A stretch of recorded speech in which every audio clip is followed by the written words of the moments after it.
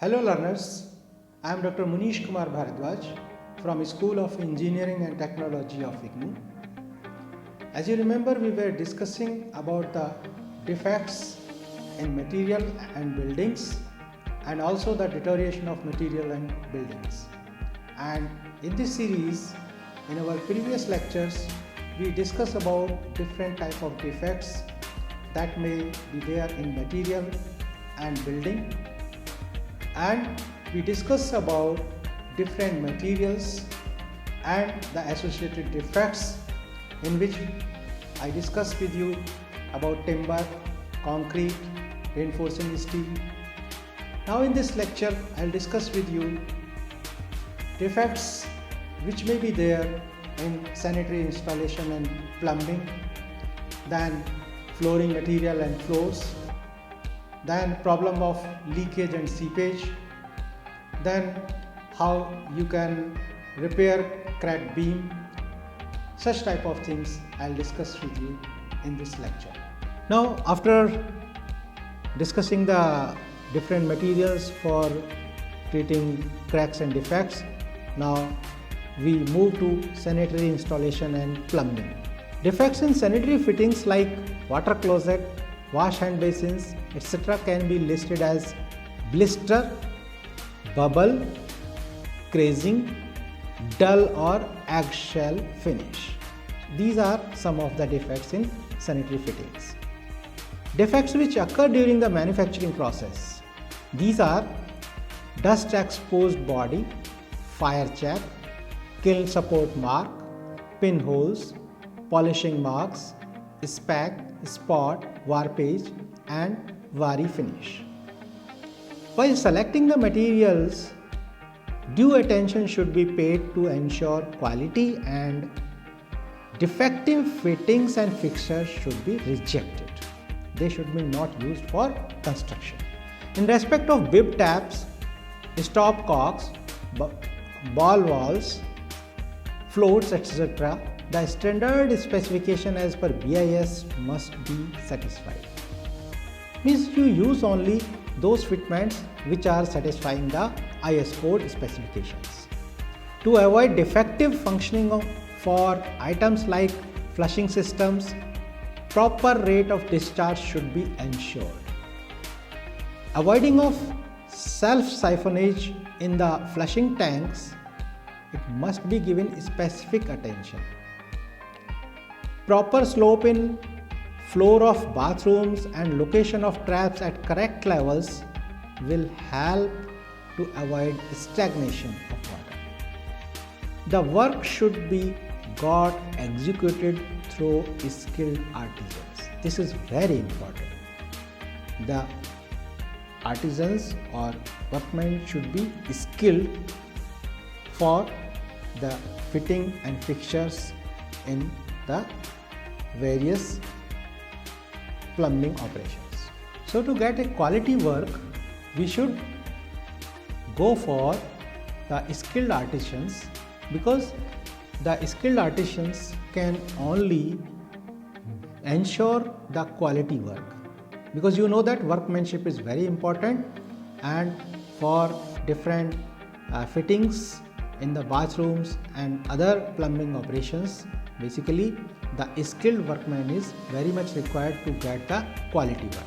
If the quality work is not done there, then what will happen? There will be leakages, seepages, and finally the deterioration of the material and the buildings. Water supply and sewage lines must be properly designed and laid with utmost care with respect to alignment, level, slopes, etc. The jointing of pipe is of great importance, because if proper joints are not provided, then there will be again leakage, and as you know that leakage will cause the deterioration of the building. Manufacturing defects in pipes must be checked before use, because there may be some manufacturing defects in the pipes, and if you are using the defective pipes, then certainly the problems will come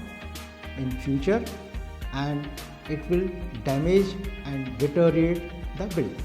Pipes, both GI type or PVC, for water supply installations must be checked for the design pressure according to the prescribed test before use. As you know that there are many tests for testing of the water supply pipes. So these pipes should be checked for the design pressure, because if they are failing to bear the design pressure, then they should not be used. They are not of standard quality, they are defective then in that case, if they are not capable of taking up the design pressure. Then damages during handling and storage must be avoided. These are also one of the important damages that occur in the material while handling and storage. Handling means loading and unloading, placing in the loading and unloading of that material, during keeping the material in the warehouse. So like that, there may be damages which may occur during handling and the storage process. So these must be avoided, because these are not the manufacturing defects. These are the defects which can be easily avoided if we are taking proper care while their handling and storage. Standard practices of joining pipes in respect of flange joints, screw joints, rubber ring joints, etc. must be strictly followed. So there are many types of joints. Some are mentioned here, that in these joints, which joints? The flange joints, screw joints, rubber ring joints. So proper care must be taken while jointing the pipes, and the procedures must be followed strictly, so that there is no lack in making a proper joint, because improper joint again will cause the leakage, and leakage will finally cause the deterioration of the material and finally the deterioration of the structure.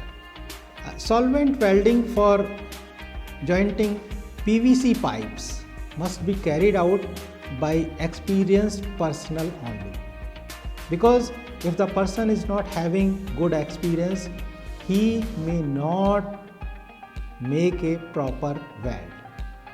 So this is very important here, because joining of PVC pipes by solvent welding is not easy. Proper and periodic maintenance is necessary to ensure defect-free service continuously for a long period. If you want that your building or your structure is serviceable for a long time for its design life, then proper and periodic maintenance is very much necessary. Now let us move to the floors. Numerous types of floors are in use to suit specific requirements.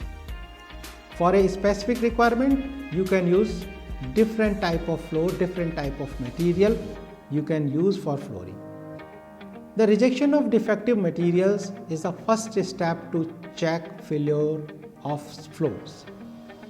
Because if you are using a defective material, then certainly a defective floor will be constructed.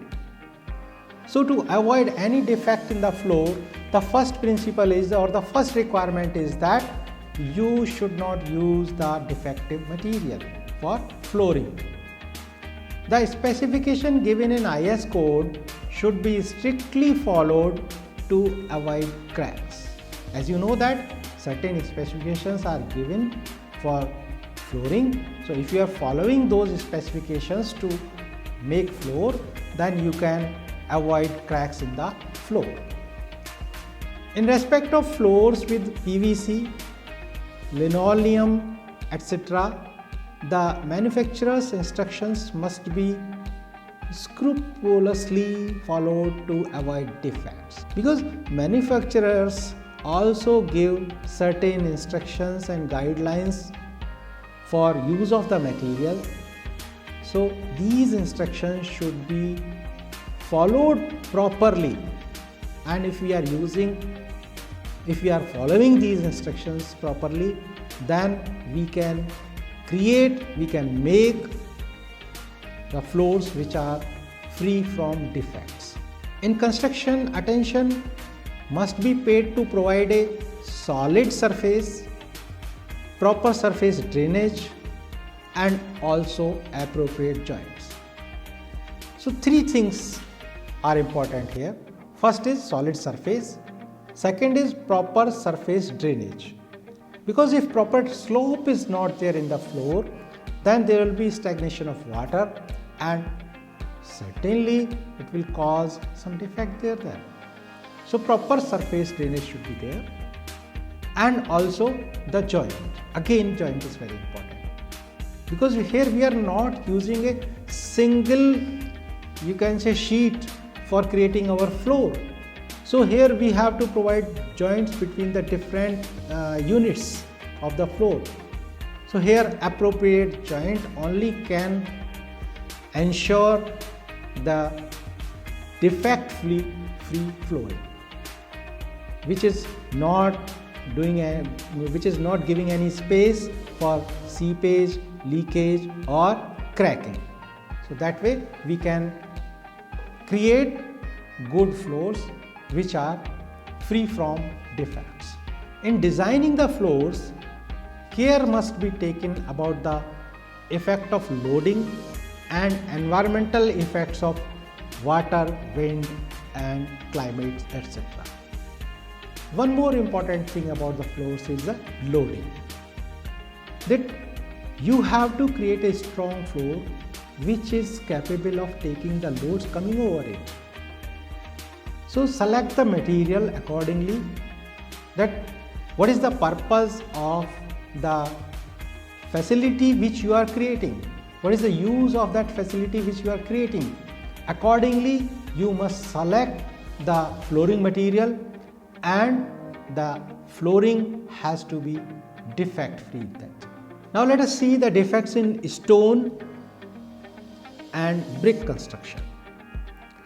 Defects in masonry construction, both in stone and brick work, may lead to structural failure, rainwater splashing, leakages from sanitary and water supply installations, including drainage pipes from roof, cause deterioration of structures built with brick and stone. So these are the major causes for deterioration of structures. Again, you look at these: rainwater splashing, leakage from sanitary and water supply installations, which includes drainage pipes from roof. So these are the important causes. Another cause is sulfate attack. And where from this sulfate is coming? Sulfate attack from environment and also acids make the structures deteriorate quickly. Acidic environment and that sulfate attack. These are very dangerous to stone and the brick masonry. Natural weathering action is caused by rain, wind and the use of the building. So weathering occurs there because of these factors, and improper design may also result in cracks. If these buildings are not properly designed, then also the cracks may result in the buildings or the structures made of stone or brick masonry. However, most of the defects are attributable mainly to poor construction practices. Ultimately, we are coming back to the construction practices. Means if good construction practices are followed, what are these good construction practices? use of good material, workmanship should be good, so that we can create defect-free facility. But if poor construction practices are followed, which may include the poor quality material, poor workmanship, that way the defects are bound to come to the structure. In order to prevent defects, utmost attention in construction practices is required at all stages of construction. Ensuring proper bond, using throw stones and avoiding vertical joints are essential. This we are talking with reference to the stone masonry. That in stone masonry, proper bond you can ensure by using the throw stone and avoid the vertical joints. Means joints should not be in a line, staggered joints should be there. So that way you can ensure a strong stone masonry work. At junctions of main and cross walls, effective bonds are required. In case of partition wall, proper toothing is a must, because it is the way of joining the two walls. So when you are providing the partition walls, then this should be done by the process of toothing. It will ensure the proper connection between the two walls. The selection of good quality materials and tests required to qualify the acceptability must be earnestly carried out. So this is the importance here, that selection of good quality material and the test for quality. These are the two things which one should take care of. One should follow earnestly. Then only you can ensure the quality work, quality construction. Then let us see what are the repair materials that are generally used. The repair materials that are generally used are tar plastic compounds as caulking compound, hydroplast, a bitumen dispersion, then Sikagard, it is a, you can say, brand name, epoxy or polymer coatings, nitro mortar and epoxy resin, then centricide powder. What is this? A polymer based grout for injection. So these are the different repair materials which are used for repairing of the damaged parts or the damaged elements. Now let us move to effect of dampness and leakage. What defects are caused due to the dampness and the leakage? The presence of water affects the qualities of timber. Water penetration induces corrosion in concrete and reduces its strength. So first we saw for timber, then for concrete. Seepage of water into the foundation causes its failure. Means if seepage of water is there into the foundation, it can cause the failure of the foundation. Also, dampness in walls and floors of a building affects the health of residents.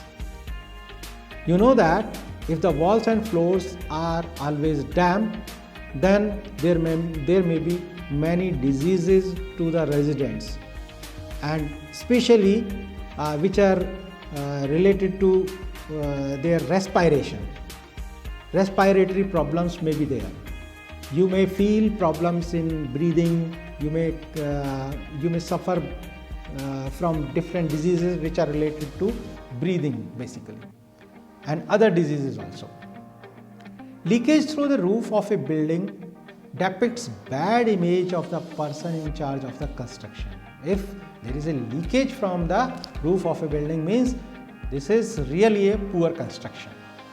Proper waterproofing has to be carried out according to the requirements to protect the structure from leakage. So what is the remedy? That waterproofing. We must ensure the proper waterproofing so that there is no leakage of any moisture or water. If damages and leakages are allowed, what may happen? The structure deteriorates and ultimately collapse. It may create havoc. Now let us deal with dampness. Dampness in buildings is generally due to bad design, faulty construction and use of poor material. These are the three main reasons for dampness in the building. Either design is bad, or construction is faulty, or poor quality of material is used in the building. Structures built on high ground with proper drainage are far less liable to suffer from foundation dampness than those built on low-lying waterlogged area. That foundation dampness may not occur for the structures which are situated at a higher ground and which are having a proper drainage system.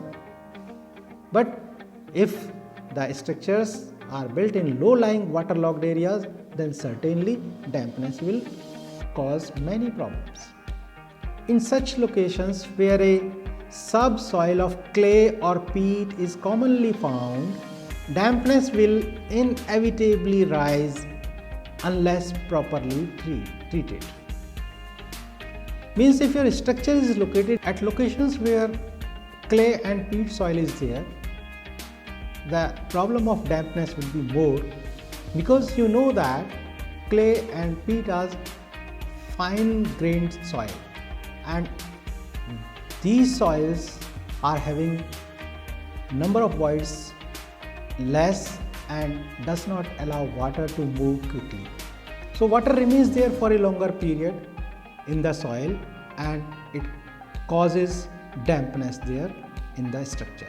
A subsoil through which water can easily pass through, such as gravel or sandy soil, will usually keep the foundation fairly dry. Here, if gravel or sandy soil is there in the subsoil, then as these are having large voids, so water can pass through quickly through them and the foundation will remain fairly dry. So that way that dampness of foundation problem will not be there. In coastal towns, buildings are particularly prone to dampness because of high humidity and salt particles in the atmosphere. You know that in coastal regions humidity is very high and also salt particles are also present in the atmosphere. So there they are prone to dampness. If the construction elements contain salt water, it is absorbed easily and result in damage. Because if salt is there in the water, then after absorption, what will it do? It will damage the material and thereby the building. Now let us see leakage. Leakage generally occurs in toilet blocks from sanitary fittings. In new constructions, leaks are due to permeability of the concrete due to use of substandard quality of materials, improper compaction and use of salt-rich sand. These are the three factors which contributes to the permeability of concrete. Where the subsoil water is not properly drained, the hydrostatic pressure causes water to enter through the foundation. The same is the case where proper area drainage is not taken care of due to collection of water around the building. If due to poor drainage system or poor drainage arrangements, the water will be collected around the building and there these problems will be there. Then how we can treat the dampness and leakages? what are the remedial measures or preventive measures? Engineering practice has well established numerous devices and procedures for effective treatment against dampness. Various waterproofing methods have also been developed through the years. The principle involved in waterproofing is closing the voids in the building elements by use of chemicals which expand inside and close the pores, or effectively covering the structural elements with water repellent materials and layers.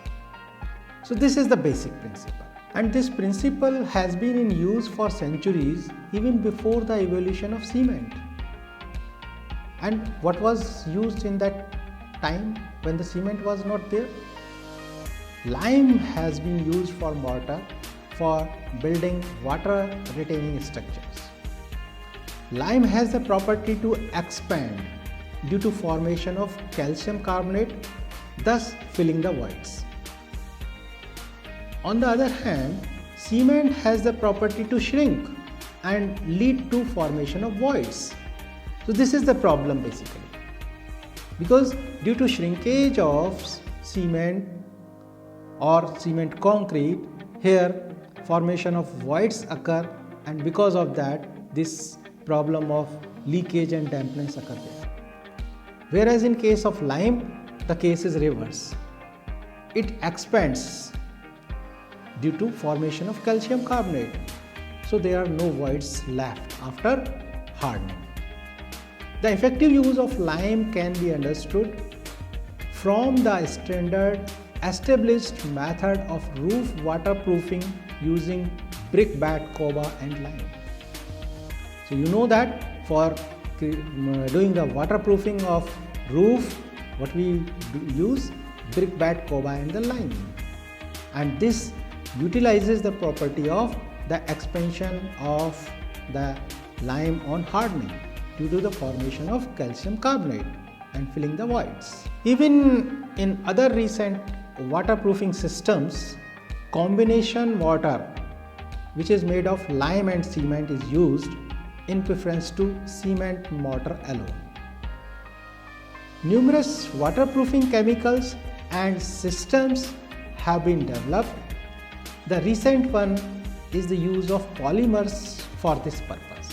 Polyurethane is found to be very effective to serve as waterproofing layer.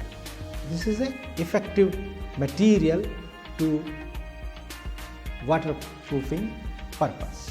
Now, another defect and the remedial measure is related to the cracked beam.